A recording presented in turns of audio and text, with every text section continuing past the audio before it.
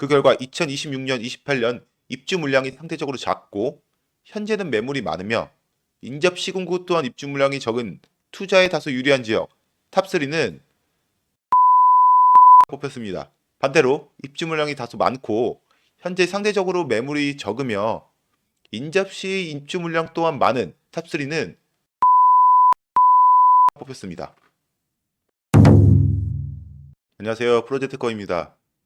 제가 사실 지난 연말부터 통화량, 정부 정책, 공급 물량으로 봤을 때 똘똘한 한채 현상이 심화될 것이라고 말씀드렸었는데 특히 이를 기반으로 서울에 투자하기 유리한 지역, 불리한 지역을 뽑아 드렸었죠. 보시는 것은 아쿠로 서울 포레스트 최근 실거래 가격인데요.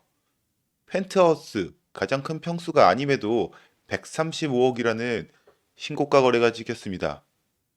해당 거래는 2025년 2월 4일에 거래된 거래건이고요. 앞으로 이렇게 똘똘한 한치 현상은 지속될 것 같고 그렇다면 오늘은 경기도를 가지고 왔습니다. 입주 물량을 기반으로 분석해 봤고요. 경기도 내 똘똘한 한치 현상이 심화될 지역, 반대로 이 지역은 상대적으로 불리한 지역을 알아봤습니다. 매크로 데이터 기반으로 한 이번 분석, 갈아타기 및 추가, 아파트 매수에 큰 도움이 될 영상이라고 자신하고요. 끝까지 시청, 좋아요, 구독 부탁드리겠습니다. 여러분들, 아파트 가격을 저하하는 요소는 뭐라고 생각하세요? 아파트 가격을 저하하는 큰 요소 4가지를 뽑자고 하면 통화량, 정부 정책, 공급 물량, 전세 가격을 뽑을 수 있습니다. 주식, 금, 부동산 등 모든 자산은 통화량에 영향을 받죠. 아파트 또한 예외는 아니고요. 통화량은 특히 서울, 고가 아파트에서 더욱 큰 영향을 발휘하는데 기본적으로 가격이 크기 때문에 대출을 쓸 수밖에 없고 투자 수요라는 가수요가 붙기 때문에 서울, 고가 아파트는 특히 통화량에 큰 영향을 받게 됩니다.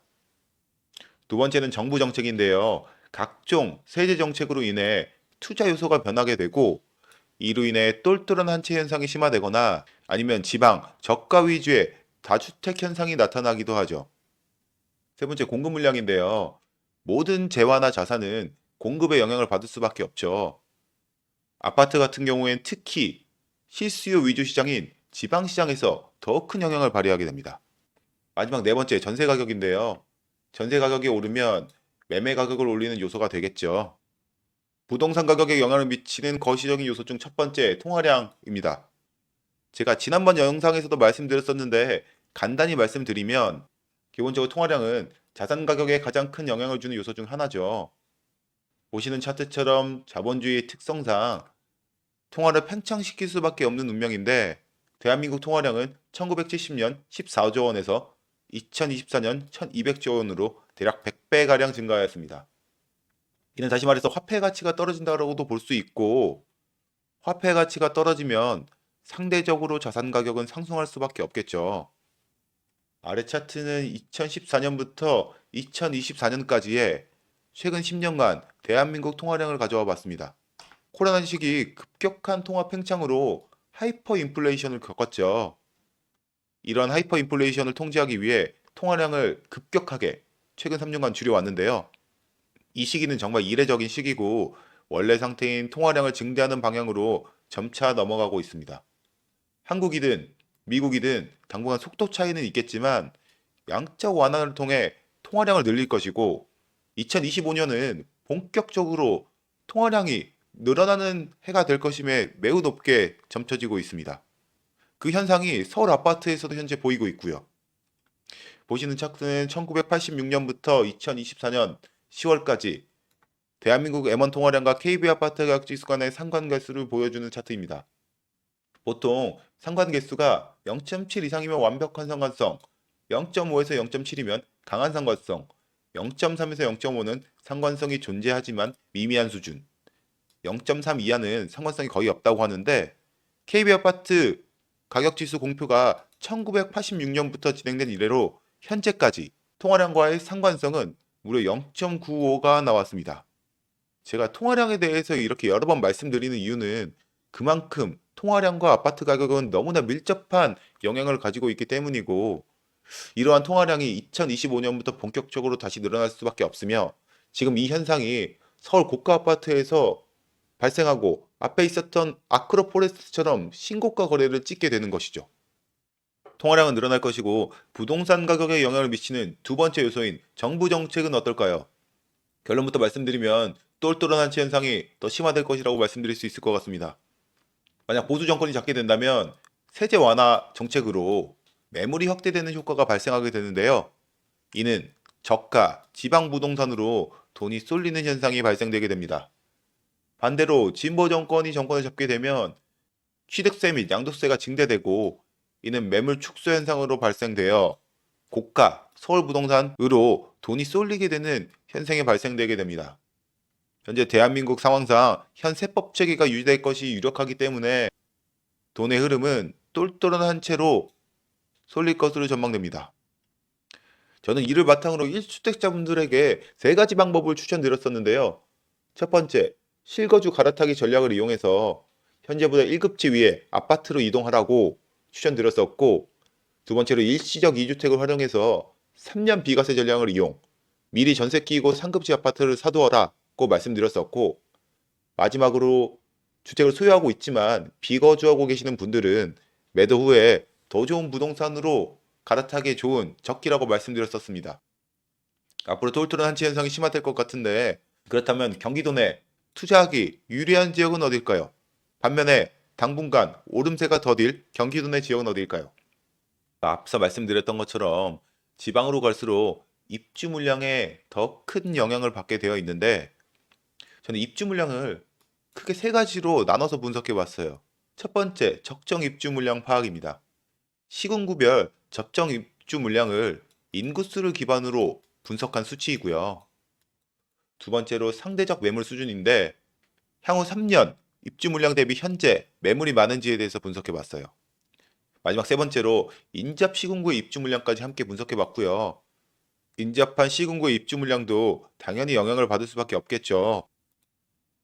보시는 차트는 경기도 내 23개 시군구를 분석해 봤고요. 2026년부터 28년까지 입주 물량을 파악한 차트입니다.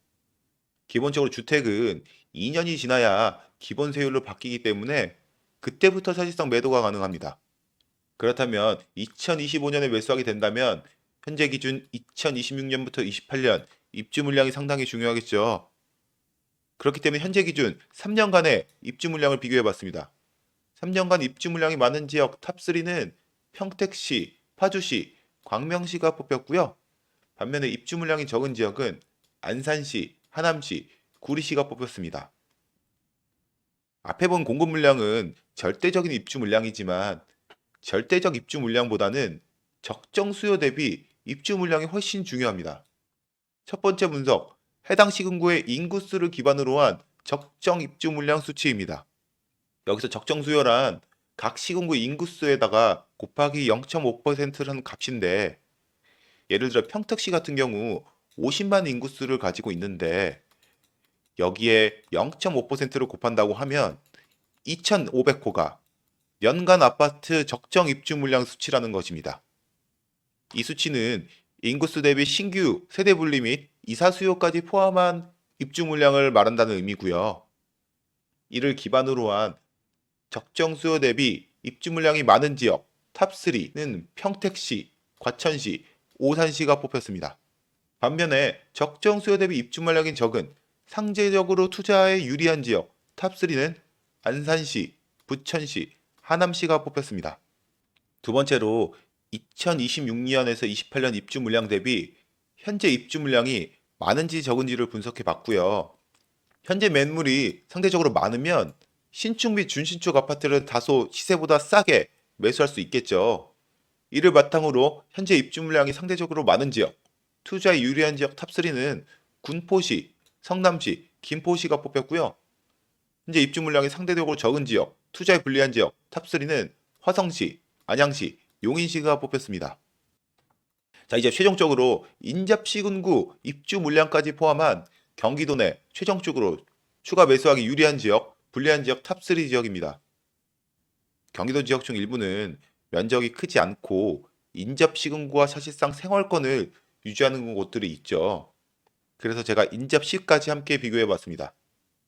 그 결과 2026년, 28년 입주 물량이 상대적으로 작고 현재는 매물이 많으며 인접 시군구 또한 입주 물량이 적은 투자에 다소 유리한 지역 탑3는 고양시, 안산시, 하남시가 뽑혔습니다.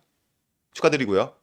반대로 2026년에서 28년 입주 물량이 다소 많고 현재 상대적으로 매물이 적으며 인접시 입주 물량 또한 많은 상대적으로 투자에 불리한 지역 탑3는 평택시, 오산시, 의왕시가 뽑혔습니다. 자, 이제 최종 결론입니다.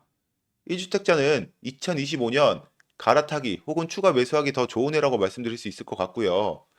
똘똘한 한채 현상은 심화될 것이며 서울 등 핵심 지역은 이미 이러한 현상이 시작된 것 같고요.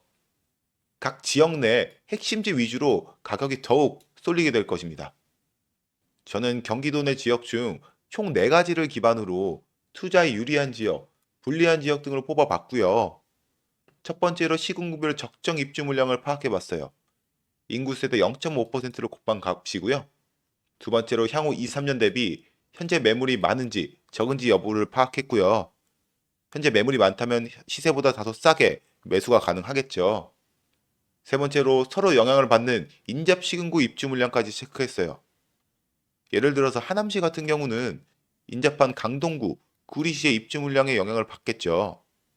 마지막 네 번째로 경기도 내 시군구별 사람들의 선호도를 고려해서 약간의 퍼센테이지를 조정했어요. 예를 들면 경기도 내 상대적으로 선호 지역인 과천이나 성남, 고양시에는 다소 가점을 주었고요. 이를 바탕으로 매수하기 좋은 지역, 유리한 지역 탑3는 고양시, 안산시, 하남시를 뽑았습니다. 반면에 상대적으로 불리한 지역은 평택시, 오산시, 의왕시를 뽑았습니다. 오늘 자료 매우 유용한 자료였다고 제가 자부하는데요. 앞으로도 이러한 데이터 자료 제가 하나씩 집어드리겠습니다. 다음 시간에는 3기 신도시 현재 상황 및 예상 입주 시기에 대해서 분석해봤고요. 많은 기대 부탁드리고 좋아요, 구독, 댓글은 항상 큰 힘이 됩니다. 감사합니다.